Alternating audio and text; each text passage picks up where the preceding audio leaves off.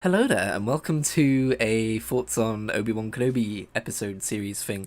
I didn't actually plan on making this when Obi-Wan started airing. There's series which I plan to make thoughts on videos about as I watch them, but recently, over the last few years, I've kind of realised... Actually, I haven't really been doing it for a few years, have I? Over the last year or a few months or whatever, however long it's been, I've realised that a lot of the shows I watch, I don't need to make thoughts on every single one, and if there's something I really want to talk about regarding them, by the end of them, I can just do it that way.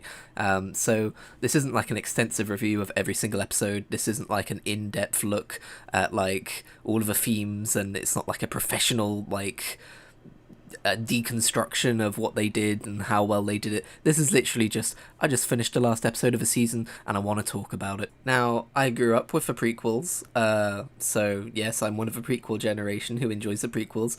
I will...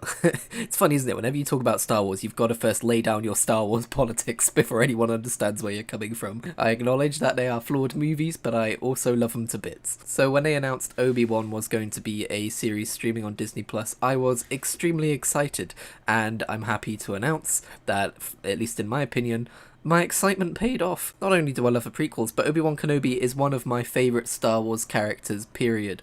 I think he's just so damn cool. I love Ewan McGregor in the role, and it's great that they got him back to play. I also really loved, I'm afraid his name escapes me, but whoever voice acted Obi-Wan Kenobi in the Clone Wars series, I thought he was really good, and obviously... Can't ignore Alec Guinness as the original, can you? I was also thrilled to see Hayden Christensen back in the role of Anakin Skywalker, and also the way that he kind of became Darth Vader. I was wondering how that was going to work. Like, is he just going to be in the suit the entire time and we're not going to know Hayden's in there? We're not even going to hear his voice, because obviously Darth Vader doesn't use Hayden Christensen's voice. But actually, I don't know how they did it, but despite Darth Vader sounding like James Earl Jones, it really felt like Hayden Christensen was the one speaking, especially in one of the first scenes we see Darth Vader in, where he's in his what is it called, like the Throne of Desolation or something, I forget what it's called. He's got the Fortress of something. He's in his fortress and he's pacing around at the window talking about Obi-Wan. There's so much like prequel era Anakin Skywalker in the delivery of those lines, but it still sounds like Darth Vader, and it is the perfect example of how this series blends together prequel and original trilogy, because it's obviously a step between the two. I think overall this series felt more original trilogy than it did prequel trilogy in terms of environments and aesthetic and just general themes and stuff like that. But in a way that was fresh and new and exciting. So yeah, since I've already started, let's continue talking about Darth Vader for a minute. It's always a challenge, isn't it, when you're trying to write prequely stuff without affecting the original trilogy and retconning it and making it not make sense. In my opinion, there's always been quite a wide gulf between Anakin Skywalker and Darth Vader as a character, and you could argue that was because there's a 20-year gap in that character's history, but I think it's more indicative of the fact that Anakin Skywalker was written to be slightly different to Darth Vader, and now when you try and write Darth Vader, there's this need to kind of connect the two together because they're so different, at least in my opinion. It doesn't help that in the prequel trilogy, as much as I love these these films, Anakin Skywalker's descent into darkness wasn't exactly done with grace. Clone Wars really helped kind of smooth that out, in my opinion, in, let's be honest, most people's opinions.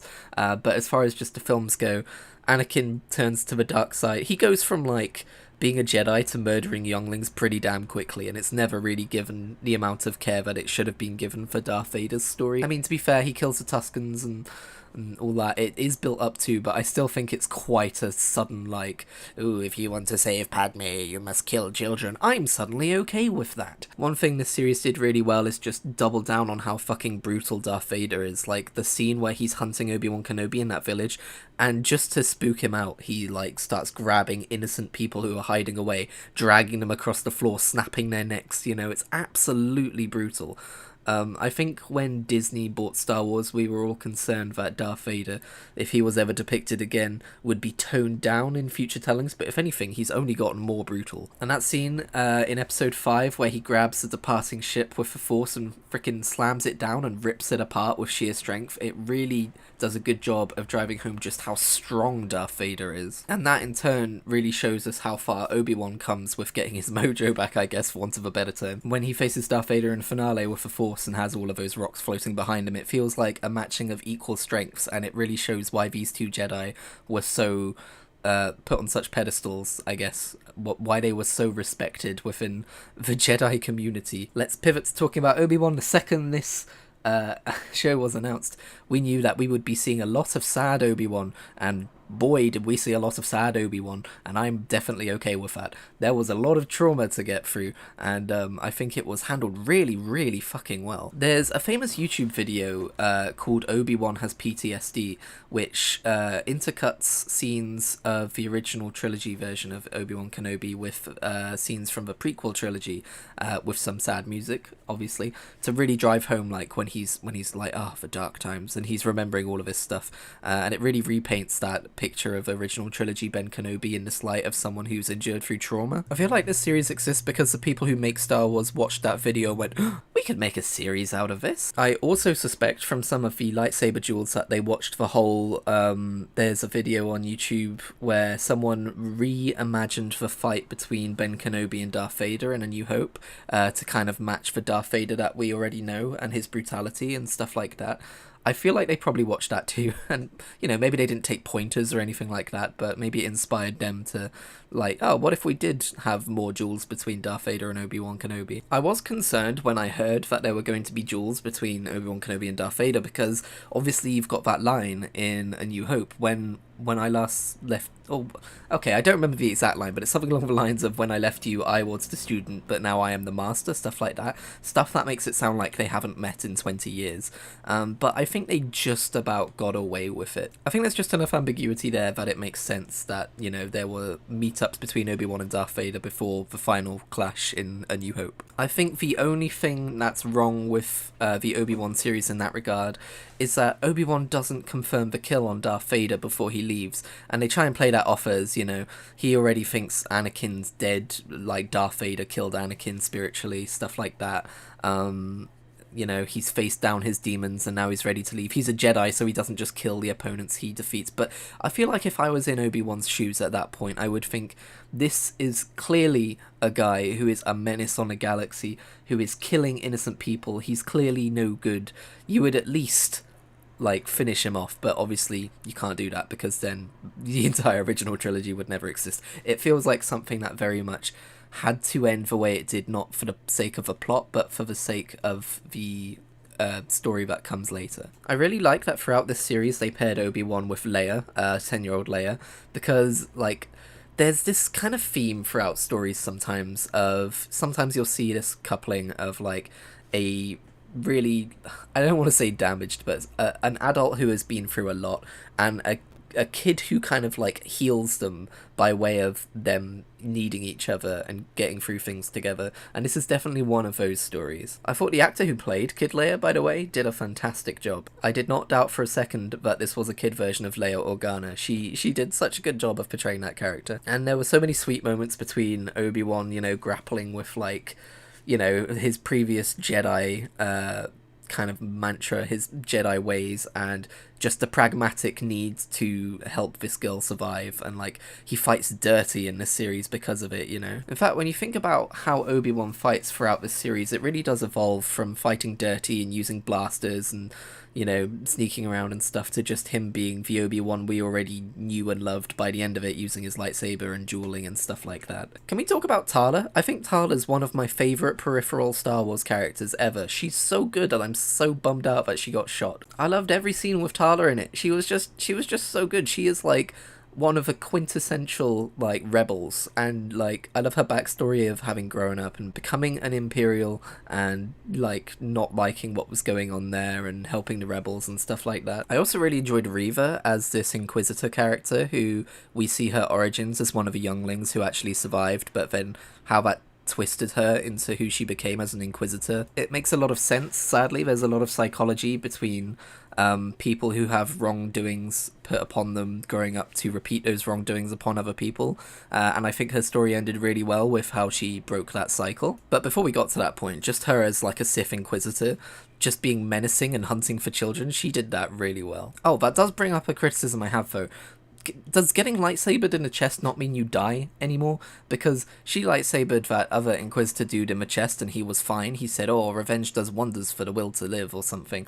And then he fucking lightsabers, or Darth Vader, sorry, lightsabers her in the chest, and she just fucking gets on the nearest Uber drive to Tatooine and then starts hunting down Luke. Like, is she just fine? I think this is part of a larger problem across all media of just like the amount of pain and suffering you can put a character through physically just so you can have it be a shock moment when it turns out that they survived and stuff. And it's gotten to the point where like every character on screen is a superhero whether it makes sense or not in terms of surviving wounds like that. I'm not saying everything has to be super realistic, but there's only so far that suspension of disbelief can go. Most people are going to see that scene and go, how is she not dead? How was that Inquisitor dude not dead? And they don't even bother to try and explain it, which is the most annoying part. Like, with the Inquisitor dude, you're like, oh, I guess maybe someone found him and put him in a bacta tank just in time to heal him. They don't even, like, with Reva, there's no explanation for it. But anyway, I digress. Reva's great. More Reva, please. Interested to see what she does next. Bonus round of observations that I really liked go. Episode 5, where they did the flashback scene to Obi-Wan dueling Anakin and teaching him about how, you know, he's too brash, he tunnel visions winning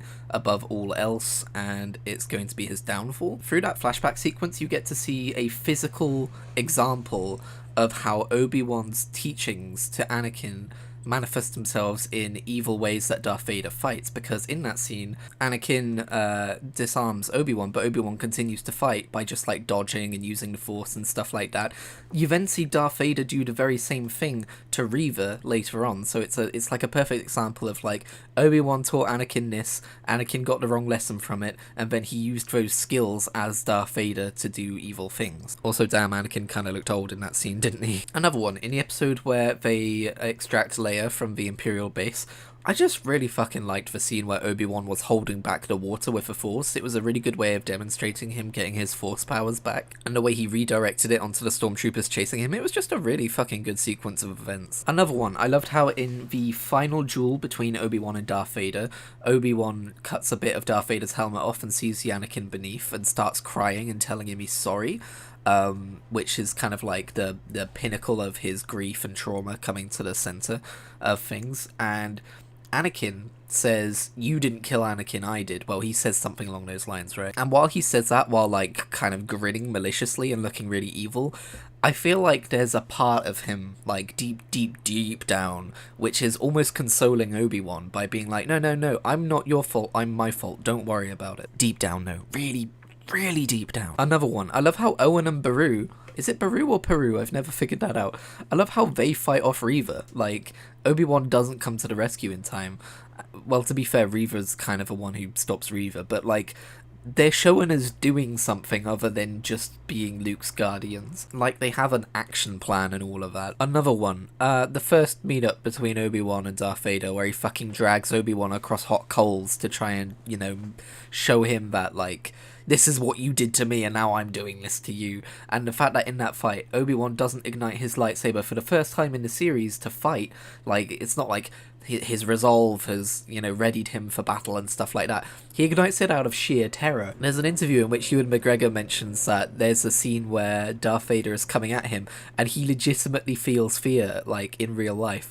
And I think it's probably that scene because it's very apparent. Another one, I like how at the very end when Obi-Wan is talking to Leia the last time, he tells her about her parents and how she got her fierceness and her strength from her father, which is a really subtle and nice way of showing how Obi-Wan's come to a place where you can separate Anakin from Darth Vader and still appreciate the man that Anakin used to be. I don't think I have a whole lot more to say about this. Like, the general plot of Obi-Wan protecting Leia and all of that stuff and how it fits into the canon, I think I've pretty much already covered all of this, and I just really liked all of it. I think there's kind of room for a season 2 based on the fact that Obi-Wan seems to be leaving and going somewhere else, at least on Tatooine, but assumedly away from Tatooine too. He sees Qui-Gon's Force ghost and all that. I don't think it's really like trying to set itself up for a sequel, but I think it is opening its doors and saying, if we want to make a season 2, we can make a season 2.